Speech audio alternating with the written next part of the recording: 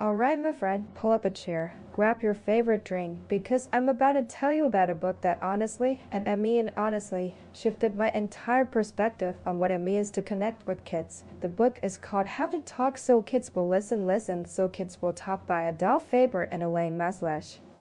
And let me tell you, it's not just for parents, it's for anyone who interacts with children and wants those interactions to feel, well, more human, more respectful, and a whole lot less like a daily battle. You know how some books just hit you right in the gut because they speak so much truth?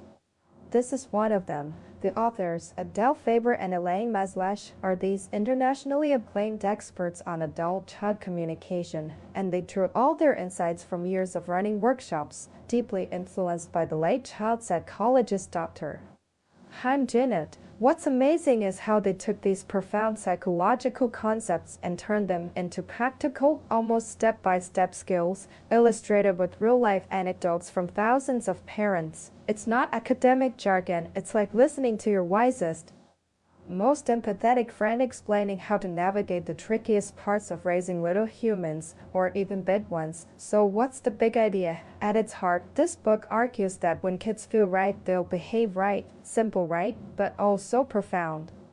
The main problem, the authors point out, is that we as adults often unintentionally deny our children's feelings. Think about it, a kid says, "Mommy, I'm tired," and we respond, "You couldn't be tired, you just napped," or "This TV show was boring," and we snap back. No, it wasn't. It was very interesting. The book really highlights how this constant denial, even with good intentions, can confuse and enrage kids, teaching them not to trust their own perceptions or feelings. It's like, imagine telling your boss, "I'm so frustrated with this project." And they just say, "You're not frustrated, you're just a little sleepy." How would you feel? Dismiss, right? The book brilliantly uses this analogy, asking you to put yourself in the child's shoes to truly understand the impact of these common adult responses. The first big set of skills they introduce is all about helping children deal with their feelings, and this is where it gets really powerful. Instead of denying or lecturing, they suggest four simple yet revolutionary ways. 1. Listen with full attention sometimes. Just being fully present is all a child needs. 2. Acknowledge their feelings with the word think. "Oh, I see." These aren't just sounds, they're invitations for the child to keep talking, to explore their own thoughts. 3. Give their feelings a name. This is huge.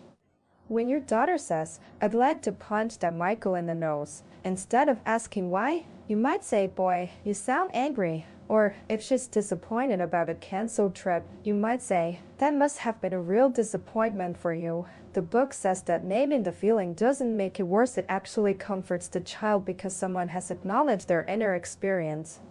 It gives them a vocabulary for their inner world. 4. Give them their wishes and fantasy. This one is a gem. If a child desperately wants something they can't have, like a new telescope right now, you can say, "Oh, I wish I could buy you a 400-power telescope."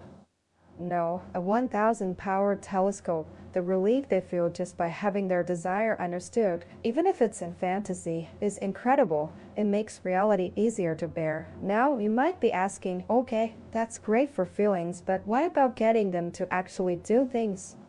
Like, please put your wet towel away. This leads us to the next big chunk of the book, engaging cooperation. The authors show us how our typical methods, blaming, name-calling, threats, lecturing, are not only ineffective but also damaging to a child's self-esteem. They make kids feel defensive, defiant, or just plain worthless. Remember the example in the book of the boss yelling at you for forgetting something at work?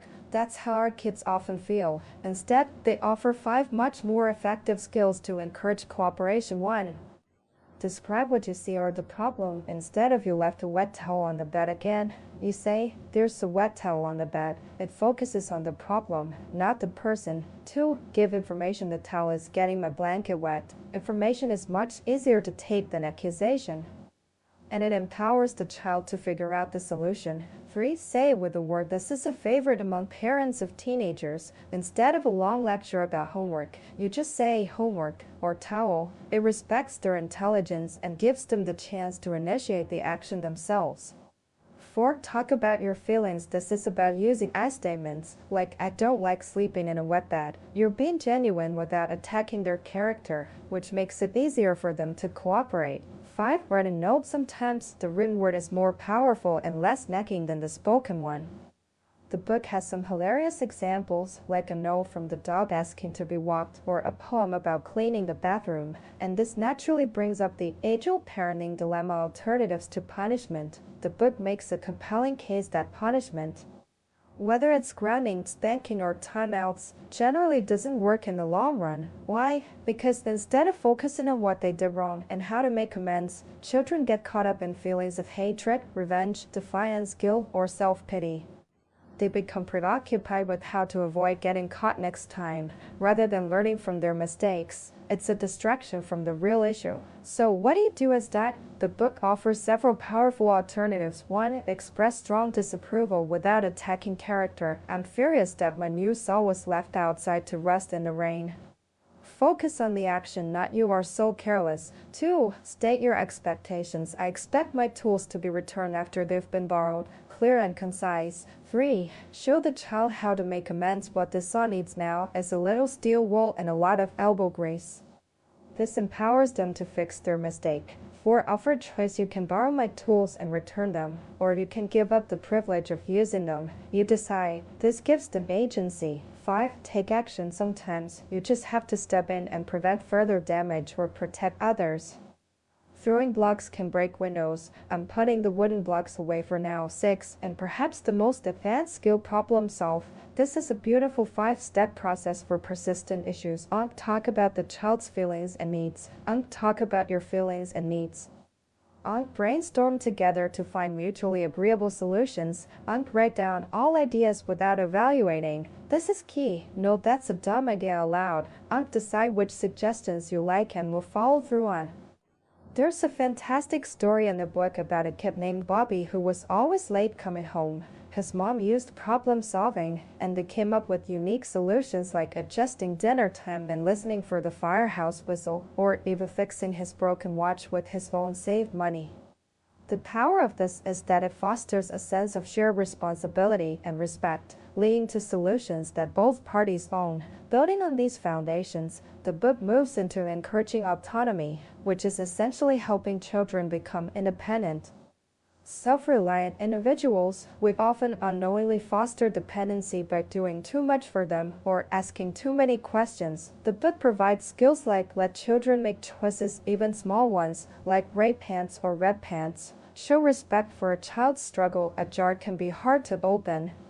Sometimes it helps if you tap the lid with a spoon, rather than just doing it for them. Don't ask too many questions. Glad to see you. Welcome home instead of what did you do today? Did you have fun? Don't rush to answer questions. That's an interesting question.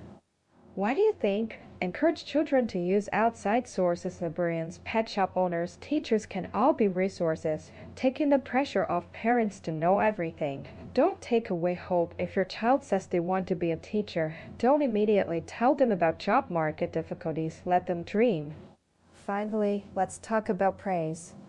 You might think praise is simple, right? Just say good job or you're amazing. But the author suggests that evaluated praise, like you're a great cook, can actually make people doubt the praiser, lead to denial, create anxiety, or even feel manipulative. Instead, they advocate for descriptive praise, which comes in 2 parts. 1. Describe what you see or feel. I see a clean floor, a smooth bed, and books neatly lined up on the shelf. 2. Allow the child to praise themselves after you describe. They might say, yeah, I'm pretty organized, or I got the smarts. It's about giving them a verbal snapshot of their praiseworthy behavior, allowing them to internalize their strengths. The book gives a beautiful example of a dad whose son played a solo jazz piece. Instead of saying, "You were the best," he said, "you sounded so smooth and confident up there, like you were really into the music." And the audience got into it too. It was like being at a real jazz club. That kind of praise is so much more impactful and encourages genuine self-esteem.